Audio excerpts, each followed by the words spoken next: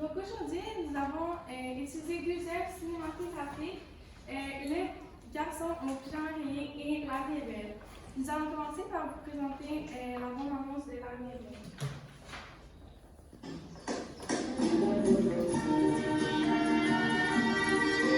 Non, qui fosse una vita bella, volete dire? Mesdames et messieurs, pour Pierre et pour souffrir, laissez-moi, et je n'ai pas les mots pour vous donner tout mon amour. Je voudrais que le film To Dedicate à Lucien Francais, dédier mon film à tous les gens qui sont pas là et qui nous ont laissés pour nous donner et nous faire comprendre qu'est-ce que c'est la liberté, l'amour, la légèreté et la vie.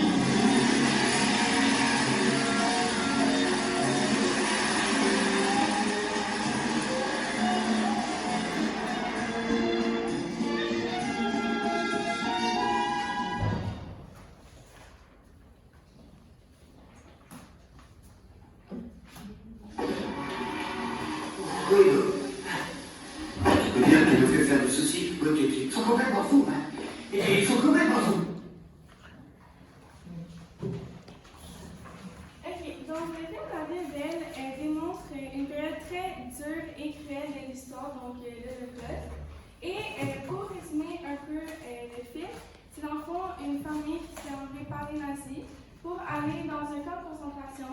Et le père, en fond, décide de garder son fils avec lui et de le cacher dans le dortoir. Puis, pour garder son innocence, dans le fond, il va décider de faire comme si c'était un jeu et qu'après 1000 points, ils pourront sortir enfin. Donc, voici le réalisateur du film, c'est Roberto Benigni. On a pu le reconnaître par l'acteur du père, parce que c'est un acteur, mais aussi le réalisateur du film, et La vie est belle a été son premier film réalisé, qui a connu un très grand succès. Donc, dans le fond, pour la sensibilité internationale, ce film a touché plusieurs aspects, mais plus important, les points de vue différents. Parce que pendant tout le long du film, nous sommes confrontés à une idéologie différente, celle soit des nazis, raciale, en fond, qui dominait cette époque.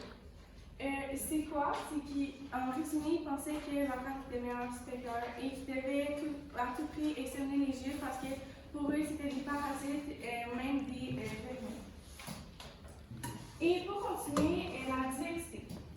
Par exemple, le personnage de Guido montre la volonté de la vie face aux fortes incertitudes et il refuse de rester triste ou dévasté devant son fils.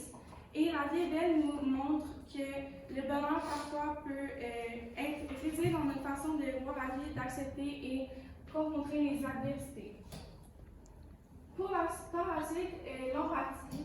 C'est un moment très difficile de l'histoire et le film a vraiment bien démontré, en fond, que c'est vraiment difficile et on est vraiment empathique envers eux.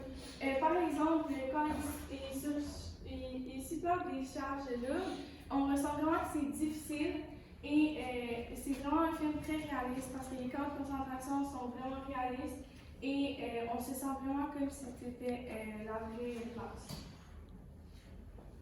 Donc, moi maintenant, je vais vous parler du film Le garçon au pyjama rayé. On va commencer par regarder un bout de la bande-annonce. Et malheureusement, je ne l'ai pas trouvé en français, donc avec en anglais avec des sous-titres en français.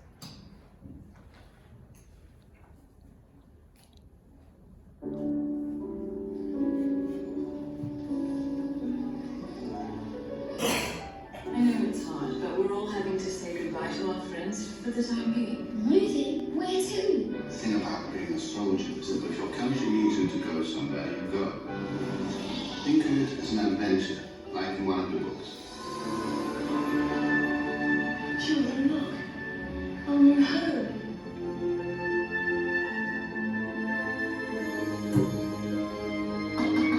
What are you doing? Exploring! No, not the back!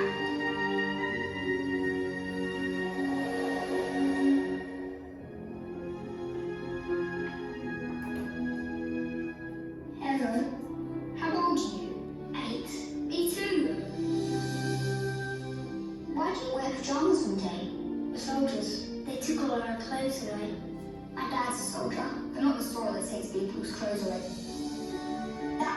Max.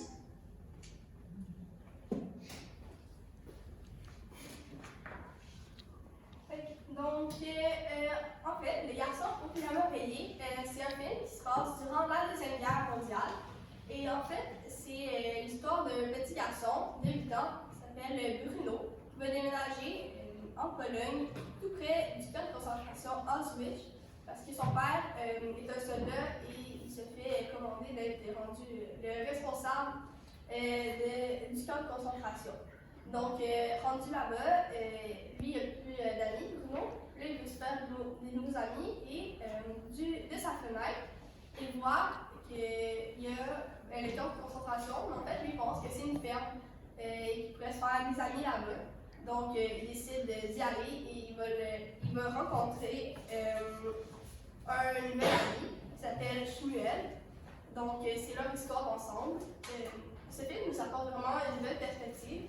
Vu que c'est rare qu'on va voir un film portant sur l'Holocauste qui ne se passe pas complètement dans les camps de concentration et qu'on ne voit pas l'extérieur, donc du point de vue d'un petit garçon qui, lui, est dans une famille assez nazie, je peux dire. Donc c'est vraiment intéressant de voir cette nouvelle façon de voir cette histoire. Et ensuite, par exemple, le film a quelques points négatifs. Il y a un grand manque de réalisme dans le film à plusieurs moments. Donc, premièrement, dans leur rencontre, c'est assez surprenant que Bruno soit approché tout d'abord des barbelés, un jeune garçon de 8 ans, ça fait un peu peur quand tu vois ça. Et ensuite, Shmuel n'est pas dans un état très joli, si on peut dire. Il y a un petit garçon dans un camp de concentration, donc il est maigre. Il y a une identité, il est sale, c'est pas attrayant, donc c'est un peu surprenant que Bruno soit avancé vers lui et soit devenu ami avec.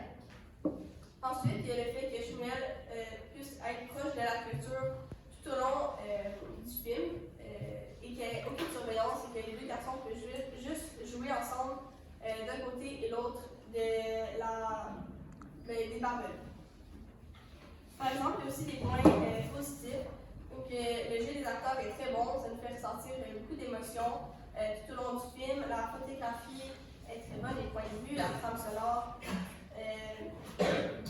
Donc, maintenant, parlons un peu de sensibilité internationale. Le premier point abordé dans la sensibilité internationale, c'est les points de vue différents. Chaque personne dans le film a un peu son avis face à la situation de l'Holocauste et la guerre. Donc, premièrement, on a le père à Bruno, qui lui est complètement nazi, des idées nazistes, c'est un soldat. Ensuite, on a la mère à Bruno, qui elle, au début, suit son mari, n'est pas vraiment au courant, mais peu à peu, rendue là-bas, elle apprend par un autre soldat que la fumée qu'il voit sortir dans le ciel, en fait, c'est des corps des juifs qui sont brûlés. À partir de ce point-là du film, elle est vraiment contre ces idéologies-là. Il va vraiment se chicaner avec son mari. Ce personnage-là est vraiment un personnage intéressant, vu qu'il nous permet de voir que la population en général ne comprend pas ce qui se passe. Ils se font dire que en fait, les Juifs ne sont pas des bonnes personnes, et c'est leur ennemi. Mais ils comprennent pas jusqu'à où ça va, qu'ils vont aller se faire brûler, qu'ils vont être des esclaves, si on peut dire ça. Donc, elle est vraiment intéressante, qui nous permet de voir que tout le monde a des habits différents et que la population n'est pas au courant. Ensuite, on a les grands-parents, qui le grand-père lui aussi est nazi, mais la grand-mère, elle, est complètement contre et elle ne se cache pas pour le dire. Mais son mari et son fils vont lui dire: tu peux pas dire des affaires comme ça, sinon tu vas aller faire emprisonner, tu vas vivre le même sort que les Juifs. Donc, la population, s'ils étaient contre, il ne fallait pas dire leur avis, vu qu'ils allaient se faire arrêter et que ça n'allait pas bien finir pour eux. Donc, aussi, c'est un point de vue intéressant de savoir que si tu es contre, tu ne peux pas dire ton avis non plus. Et ensuite, on a la sœur de Bruno, qui, elle, au début, est assez. Ne comprend pas trop, comme Bruno, qu'est-ce qui se passe, mais elle est un peu plus vieille et durant son éducation, elle va vraiment avoir un lavage de cerveau. Donc, avec qu'est-ce qu'elle lit dans ses livres et l'éducation qu'elle reçoit de son professeur, elle va devenir de plus en plus nazisme. Parce que c'est ça qu'on leur apprend à l'école, que tout est. Les juifs, c'est pas des bonnes personnes et tout. Donc, on peut vraiment voir que les enfants sont influencés dès leur jeune âge à cette réalité-là. Et ensuite, on a Bruno et Shmuel, qui les deux ne comprennent pas trop qu'est-ce qui se passe et ils sont juste là à voir être amis. Ensuite, on a une culture différente dans ce film. Donc, on peut vraiment voir les différentes cultures grâce à l'amitié entre Bruno et Shmuel. Donc, étant donné que Shmuel est juif et Bruno ne l'est pas. Et on peut voir que vraiment, Bruno s'est dit depuis un petit bout que les juifs, c'est pas des bonnes personnes. Parce que lorsqu'il apprend que Shmuel est juif, il va s'enfuir parce qu'il sait qu'ils sont supposés être ennemis, pas amis. Mais par la suite, il revient et Shmuel lui parle de sa religion et tout, et réalise que ça ne dérange pas, ils sont quand même deux petits garçons pareils, que leur religion ne les change pas qui ils sont, et va accepter et respecter la culture de Shmuel. Finalement, l'empathie et la compassion que l'on ressent dans ce film. Donc, tout au long du film, on ressent beaucoup d'empathie et de compassion pour plusieurs personnages et la situation en tant que telle.